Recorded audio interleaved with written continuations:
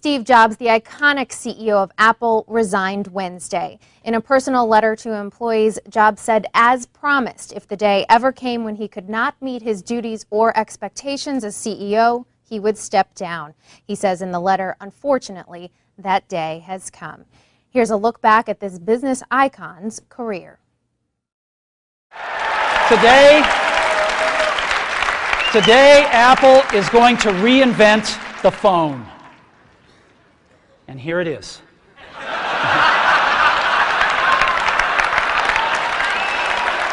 No. Actually, here it is, but we're going to leave it there for now. Steve Jobs, a college dropout, launched his career in 1976 in his parents' garage, along with Steve Wozniak. The two built the first line of Apple computers, including the Macintosh. People think that, for instance, that IBM invented the personal computer. I saw this written just the other day, and it's ludicrous. IBM didn't enter the market till 4 years after Apple. In fact, Apple ran a front-page ad in its usual snarkiness saying, "Welcome, IBM."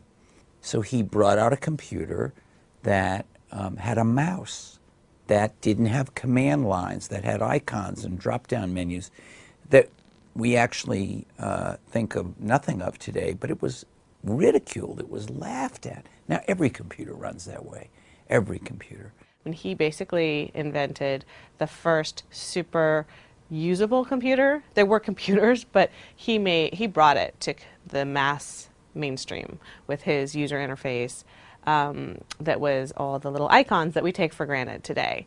And then he's continued to reinvent the industry time after time. I want to go back to 1991 when Apple announced and shipped its first PowerBooks.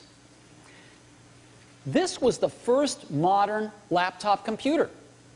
Apple actually invented the modern laptop computer with these PowerBooks. It was the first laptop that had a TFT screen, the first modern LCD screens. It was the first laptop that pushed the keyboard up, creating palm rests, and had an integrated pointing device, in this case a trackball. Their company, Apple, went public in 1980. Steve played the part, from the long hair to the brash attitude.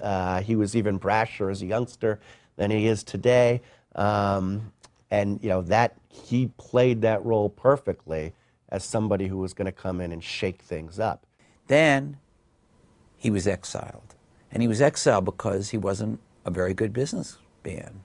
The board ousted Jobs, leading to what he called one of his most creative periods. When Steve Jobs left Apple, he went to found this company called Next, which I think was a continuation of his original vision at Apple, which was to develop a computer that was, intuitive, easy to use. He bought a little movie studio from George Lucas for, I think the number is $10 million called Pixar. It was a computerized animation thing that I imagine Lucas didn't think was going anywhere. He wouldn't have sold it. And, it eventually became one of the most successful, if not the most successful studios in Hollywood, and he sold it years later for, I think, $7 billion or something to Disney.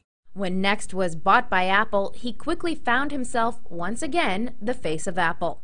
I think some would argue now is really a Next takeover of Apple, because in short order, Steve pretty much pulled a coup. He came back to a company that was really kind of foundering, was running low on cash, products weren't selling as well. He had to make a lot of painful decisions. Soon after his return, Jobs shocked Apple fans with a blockbuster announcement at Macworld Boston. People were lined up around the block to get in Boston, and when he took the stage, it was like a rock star. It was really just like a rock star. It was like John Lennon taking the stage. It was amazing. And he told me at the time, be sure to come to this keynote because I'm going to have some really big news. And I tried to get the news out of him before the keynote. He wouldn't budge. And the big news was he had made peace with Microsoft. And there was actually, he had a big screen image of Bill Gates, and it looked kind of like Big Brother, like the famous 1984 commercial with the Mac. But here is Gates, from a satellite link up from Seattle, saying, what he was going to basically support Jobs. He was going to support Apple in its time of crisis. Back in those days, once Microsoft really came on the scene in the early 80s, it really became, you know, Gates and Jobs, Jobs and Gates. They personified the new tech. The coming together of them was a significant moment in technology. And one of the big things that Gates did was commit to Microsoft Office. That was crucial for the Mac, and he committed to continuing that. And a lot of other applications had deserted Macintosh because the market share was so small. So Gates really came through at a time when they needed it. Back in the lead, Jobs quickly launched Apple into its most successful period, moving the company beyond the PC into a mobile hardware and software juggernaut. His first big hit was the iPod, a music player the size of a deck of cards that could hold 1,000 songs. The company introduced iTunes as an affordable way to buy and manage music.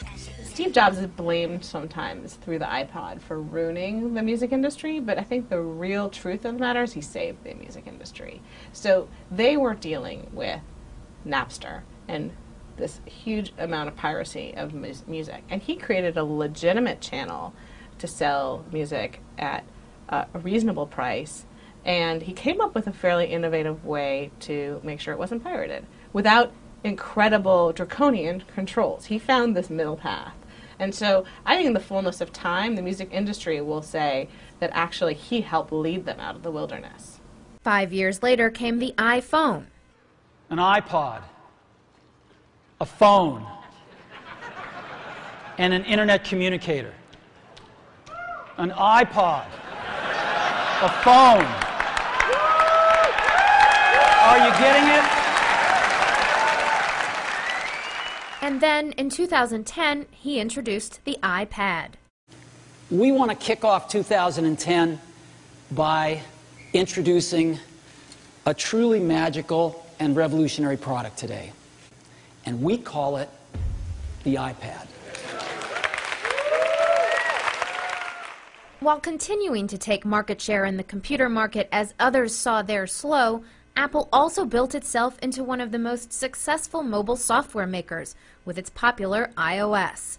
Steve Jobs is one of the rare executives who managed to master both hardware and software, and I can't think of another who's done that. By the end of 2010, Apple had sold 160 million iOS devices and facilitated the rise of the mobile app market, now boasting over 425,000 apps in its App Store and 15 billion downloads.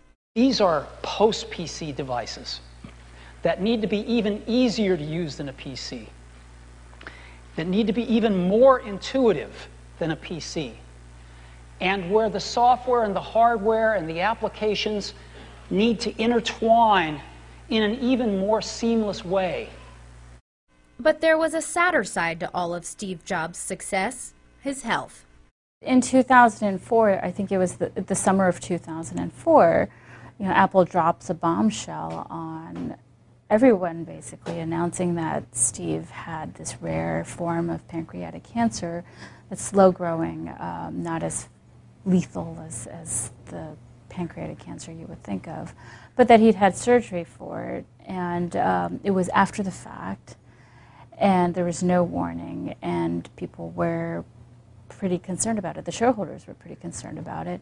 And to boot, Steve didn't want to talk about his health issues. He thought it was a private issue. And then, of course, a couple of years ago, he started showing an extreme loss of weight that he wasn't really explaining for a long, long time. And then, of course, he took a second medical leave of absence. And then, of course, we broke the news that he had a liver transplant, really showing that it was serious and that shareholders were right to worry. So I now have the liver of a mid-20s person who died in a car crash and was generous enough to donate their organs. And I wouldn't be here without such generosity. In 2011, Jobs took a third medical leave, declining to give a timeline for his return, but making appearances, including dinner with President Obama and at the introduction of the iPad 2. Jobs and Apple's tight-lipped approach to telling investors about his health at times rattled Wall Street. Apple immediately named Tim Cook as CEO, Cook has been running the company since Steve Jobs took a medical leave at the beginning of this year. For the Wall Street Journal, I'm Stacey Delo.